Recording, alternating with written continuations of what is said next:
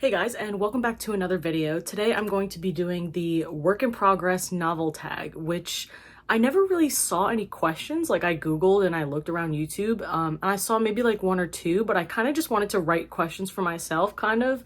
So I decided to write the questions myself just because I did it last time for the indie author tag, and I just liked writing questions that I felt were more relevant to the topic. And feel free to use these questions in your own videos. I'll list all the questions at the end in my description, so if you want to be able to do these questions yourself, you can just copy and paste them right into whatever you use. But yeah, let's get into the video. My handy dandy iPad here. So the work in progress novel tag, question 1, and there's going to be 10 questions. Question 1, what is the title and genre of your work in progress novel? So my work in progress novel is called Swan of the Night, and it is a dark romance / thriller. I don't really know how else to describe it. Maybe it's a psychological thriller, but there's definitely dark romance. There's definitely psychological thriller aspects in a way. Yeah, I'm gonna have to do this tag without giving away too many details. Question 2, what inspired you to write the story idea or concept? Not gonna lie, I don't really know. Like the idea for the story itself just came to me one day, and I was like, this is actually kind of a good idea. Like I could see myself actually writing it. And for me, so here's the thing that you have to remember about one of my main characters. I'm gonna do a main character tag later too, so you can get to know my main characters. But my main character, Jim, he is an unreliable narrator, and that is something that is very important to remember about him, that he is an unreliable narrator. You can't really take anything he says seriously, or at least 100% seriously, because he's the type of guy that in his own mind will bend what he wants to kind of make it how he wants it, if you know what I'm saying. Yeah, I just love writing unreliable narrators for some reason. I love writing characters that are flawed. I love writing characters that are deeply troubled, if that makes any sense. Hope that doesn't say too much about me, but anyways, but yeah, so I didn't really have any like main thing that made me come up with this idea or concept, but definitely it was the unreliable narrator concept that I wanted to stick with. Question 3, spice or no? Yes, there is spice in my book. There's not too much spice. I mean, like I don't go into too much detail, because I don't really classify it as like an erotica or any type of adult romance. I mean, it is adult romance, but it's not like adult romance. It's no A Court of Thorns and Roses. But anyways, yeah, there's a decent amount of spice, but it's not, I mean, it's just mildly descriptive, if that makes any sense. Also considering one of my main like side character, Elise, she's an escort, so that also in itself should say that there's like spice or enough spice, considering that, you know, what she does. She is a woman of the night, escort, midnight ballerina, let's just say that. Question 4, does your WIP novel take place in the real world or elsewhere? So Swan of the Night takes place in the real world. It takes place in New York City. And that's another thing about me, is that I just love writing. As much as I love fantasy and as much as I love, you know, action, adventure, etc., I love also stories that are about real people and about everyday people, everyday life, everyday encounters, slice of life type things. I love the complexities of interpersonal relationships, and I love the complexities of miscommunication, for example, and like how that can lead to so much conflict. So that's another factor. Swan of the Night does take place in the real world, but that's like kind of why. 5, is your WIP novel a standalone or a series? So Swan of the Night is a standalone. I didn't really want to challenge myself too much as a new indie author in writing a series. My next book, The Day the Clocks Disappeared, that will most likely be some type of duology. But I still haven't decided for that even yet, so because I still need to finish my first book. But Swan of the Night is definitely a standalone. Question 6, how many MCs do you have? Side characters, question mark. So my main character is Jim Benson. He is a college professor from New York City. And my main side character is Elise. Her name is Elise Denning, and she is a escort, as I said earlier. But yeah, those are kind of like the only two like real main characters that I have. It's really about their relationship. But I do have another character. His name is Matthew Kerrigan, and he is Jim's best friend. I kind of go into a little bit with him. He comes up a little bit later as well. But I haven't got, I'm gonna be honest, I haven't gotten far enough to have like a lot of characters, but we'll see how the development goes.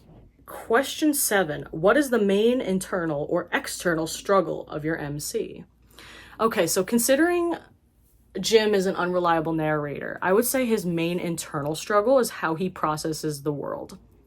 The way that he processes the world and the way that he perceives the world are two very different things, considering he's an unreliable narrator. And I think his main internal struggle is that he has trouble understanding why things are the way they are. Like, they make sense, but they don't. Jim has a lot of insecurity. He has a lot of, he's an introvert, but not in an introvert in like the healthy kind of way. He's more of like a hermit. He keeps to himself. He hangs out with his friends, but it's kind of like a separate piece almost. He doesn't really see them as friends. He more so sees them as things that help drive his life. Not in like the narcissistic way, but more so just kind of like they're just there. Jim is he's very in his head. And I think his main external struggle is not being able to find the love that he's looking for. He's looking for, you know, the romantic, you know, grandiose love. But the realities of life is that love is not always like that. And love is very complex, and people are complex. And Jim himself is very complex. But the thing is that he is so wrapped up in his own head, thinking that things should be the way they are because X, Y, and Z. He doesn't see the final picture. He gets lost in his own little mind, and it's unhealthy. Question 8. What is your word count goal? If you don't have one, what is your chapter goal?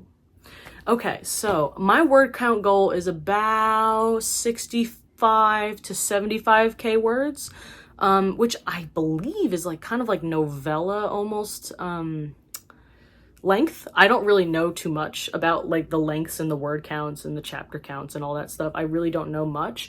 I'm aiming for about 20 to 25 chapters, but we'll see what ends up happening. I'm honestly not really too sure. Okay, question 9. What do you hope to achieve by writing your novel? Is there an overall message or just for the story?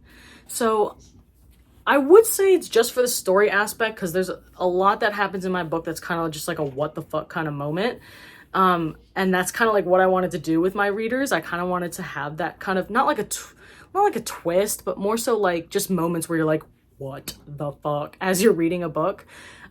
And I just love doing that with my writing. And hopefully I'll be able to convey that. We'll see how, we'll see how readers take it, once it does eventually come out. But I think the overall I don't really think there's much of an overall message besides, I don't know, see from other perspectives and make sure your communication's good. I don't really know. And respect women. That's a huge one. Respect women. But other than that, I think it's more so just for the story. Now, question 10. Do you have a cover yet for your WIP novel? If so, who's the artist/designer? Okay, so my cover and my character art were drawn by two separate people. My cover was drawn by Con Brian Draws on Instagram. She's amazing. She's a great artist. She's designed some amazing book covers out there. If you like a whimsical but like blocky but still like detailed style, definitely check her out. Conceptual art, etc. She's done like a lot of different book covers. So if you check out her Instagram, which I'll link in the description as well, she's super cool.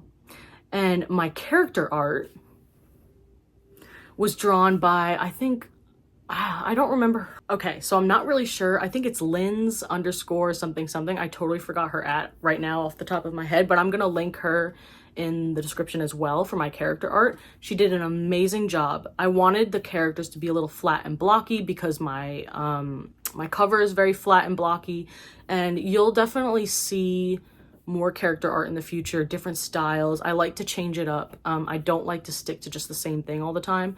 But yeah, they were amazing designers, amazing artists. I highly recommend them, so definitely go check them out. Guys, thank you so much for watching this video. I hope this gave you a little bit of a better idea of what my WIP novel Swan of the Night is all about, or not all about, because like I said, I can't give too many details away. I'm such a blabbermouth. But at the same time, I wanted you to get a kind of an idea of the atmosphere, if that makes any sense, of like what this book is going to be like, what the experience is going to be like reading it, and hopefully I get good responses, but we'll see. Even if you don't like it, that's totally cool too. It's not a story that's for everyone. I'll definitely be honest about that. I definitely know I'm going to get mixed reviews. I definitely know I'm going to get probably some bad reviews, people that don't like it, but that's totally okay. Everyone has different tastes, and reviews are more for the reader anyways, just so they can know like, oh, is this a book that I want to read, or is this the book that I don't want to read? But yeah, I hope you guys have a great rest of your week, and